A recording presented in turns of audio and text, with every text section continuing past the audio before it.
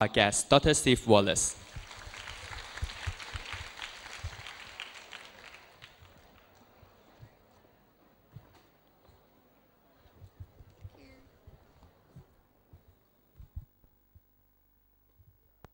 A lot of nouns, you need a lot of prepositions. Of, on, by, through, in. The reader forgets what is on what, is by what, is through what, and you quickly lose him. When you use verbs, this problem disappears. What's the subject? To vary. Rather, one vary. Quite, half vary. Extremely, three vary.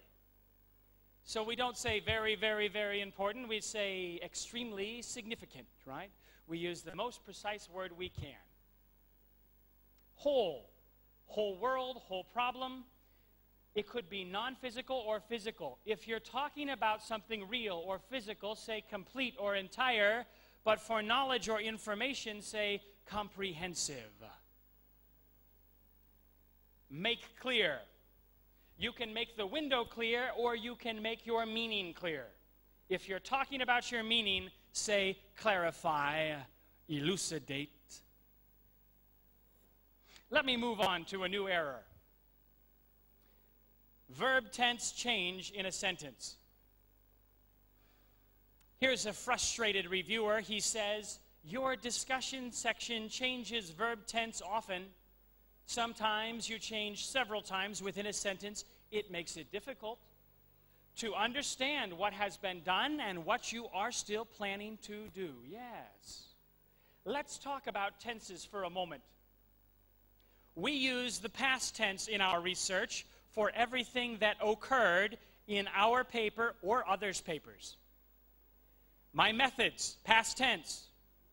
If I use the present tense, everything's happening right now.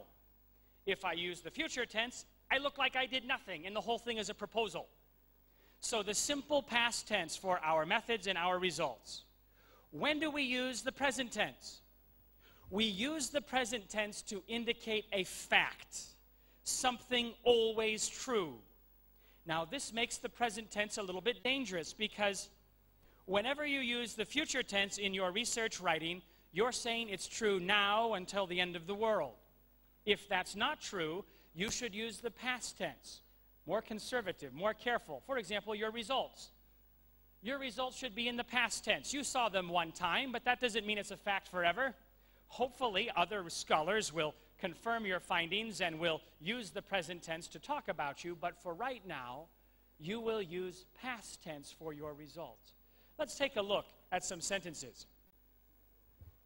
All studies described as using the X procedure are included in the analysis. Are included?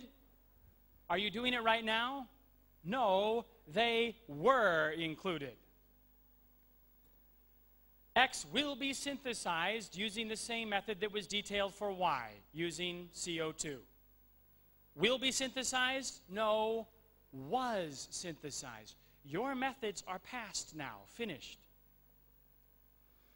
Concentrations of these compounds show no dependence on temperature and remained at a stable level. What's the problem here? Show. The showing is also over. They showed no dependence. Quick review. Which tense should you use? Past tense for what you saw in your methods and your own results. Present tense for facts.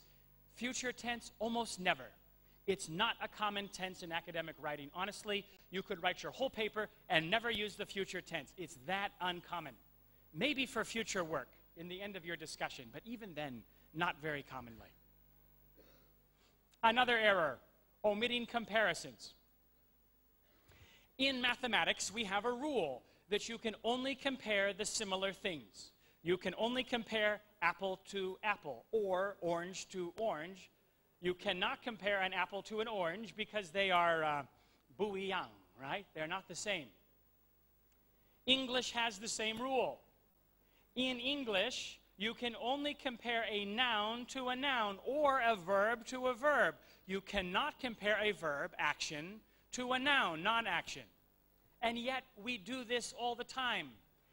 Here is a reviewer complaining about it. He says, line 20 of page 2 should read, "The finance department focuses on profits more than the accounting department does."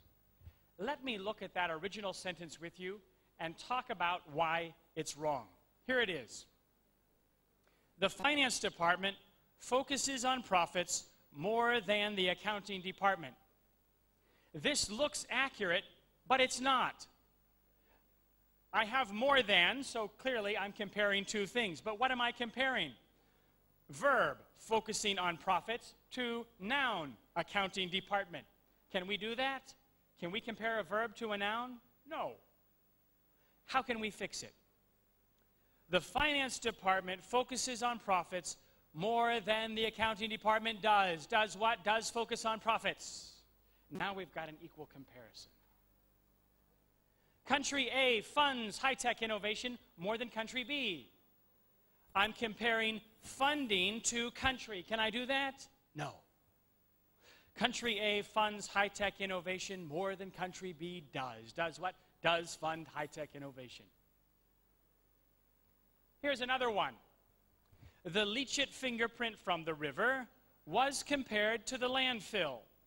Now, what does my student want to do? My student wants to compare the fingerprint from the river to the fingerprint from the landfill. But is he doing that? No.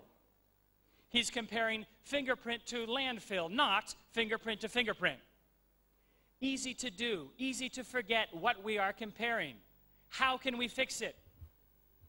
The leachate fingerprint from the river was compared with that. That what? That fingerprint from the landfill. Now we have an equal comparison. Now we are talking about apples and apples, oranges and oranges, the same thing. The device formulated in this experiment has higher luminance. Now here's another common problem for comparison.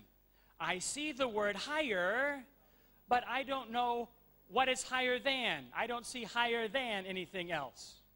Whenever you use a comparative word like higher or greater or more, must always be greater than, more than something else. The device formulated in this experiment has higher luminance than conventional models. Okay, now we have a complete, full comparison. Reactions with this chemical were faster.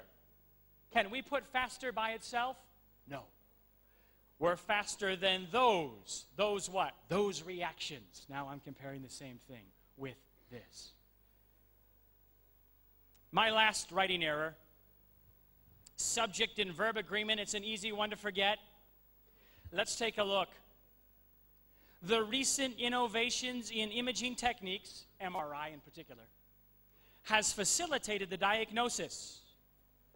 Now, what's the problem here? It should be have, right? Have facilitated. It's easy to think that we are modifying MRI, but no, we are modifying the innovations. And sometimes we forget when we have words separating our subject and our verb, which verb we're modifying. Innovations have facilitated. Or this one, the ratio of positive cells per 1,000 were defined as the positivity index. No, the ratio was defined. Again, singular verb, singular noun, plural verb, plural noun. I'm going to share with you, let's review our top 9 errors together. Do we prefer active or passive voice in our sentences? Active, because that's the convention across domains. 2, do we prefer nouns or verbs? Verbs, they're alive, they show life. Nouns are dead, and they take more words. Do we like starting sentences with it? No. We want to start with our subject must, subject may. Do we like strong verbs or weak verbs? Strong verbs. Can we compare a noun to a verb? No. Noun, noun, verb, verb, just like mathematics, same is true in English. Verb tense, past tense for what you did. Present tense for facts. Future tense, almost never. Verb agreement, singular noun, singular verb, plural noun, plural verb. Redundancy, dead wood kills your paper. Your sentence becomes so long, people don't see the value. Instead, cut out that dead wood to make your sentence clearer and shorter. Finally, pronouns. You may know what it is and who they are. Your reader may not know. Be suspicious of your pronouns. Question them. Cut them where you can. Your paper will be easier to understand.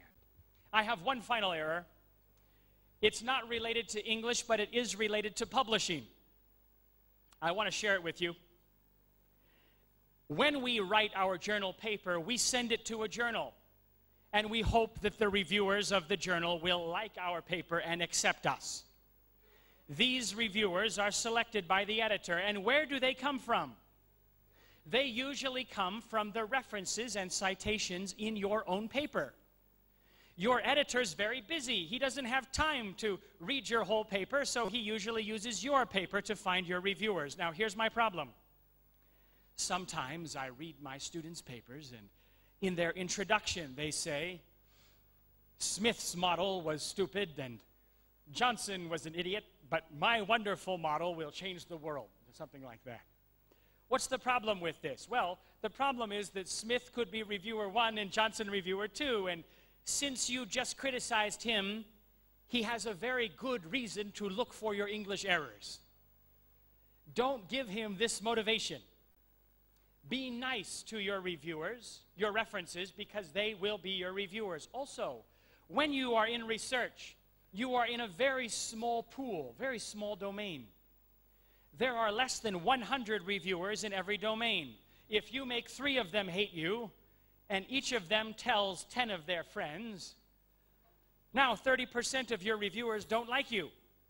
And reviewers don't die very often. They live a long time. They could reject you many times before they retire. So be careful the way you talk about your reviewers.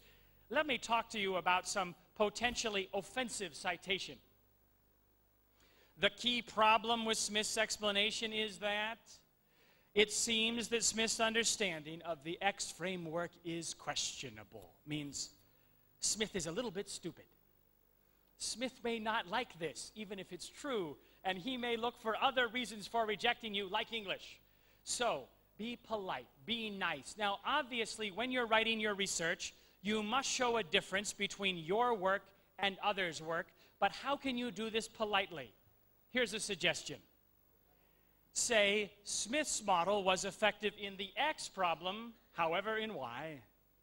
Here I'm saying not that I'm right, he's wrong, but rather that we have different problems. Or, the X benefit of Smith's approach are not applicable to Y. Here I'm saying that he had a benefit, but I couldn't apply it.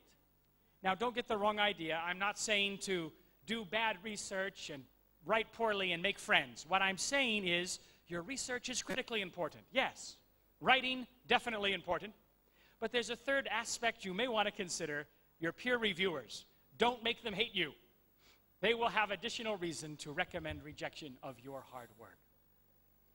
Well, that's all I have for you today. I want to refer you to my website.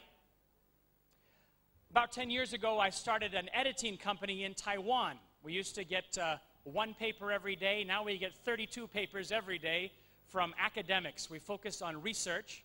I have 29 full-time editors in my office in Taipei, and we just started an office here in Hong Kong. If you ever need editing or revision of your work for scholarly publication, please take a look at our work. We only edit in academic papers in specific domains like social science, chemistry. We have specialty editors for each of those areas. I also have a blog. Every week I post new posts about ways to write and publish papers, how to write the introduction, abstract, methods, results. You can take a look at our conversation. We've had it going on there for quite some time, and you may enjoy reading what we've already posted. If you'd like my PowerPoint, again, just write down your email address on that little piece of paper, put it on the back table. I won't be able to send it this week, but next week when I get back to my office, I'm happy to email that to all of you. Any questions about our time today? 有问题吗?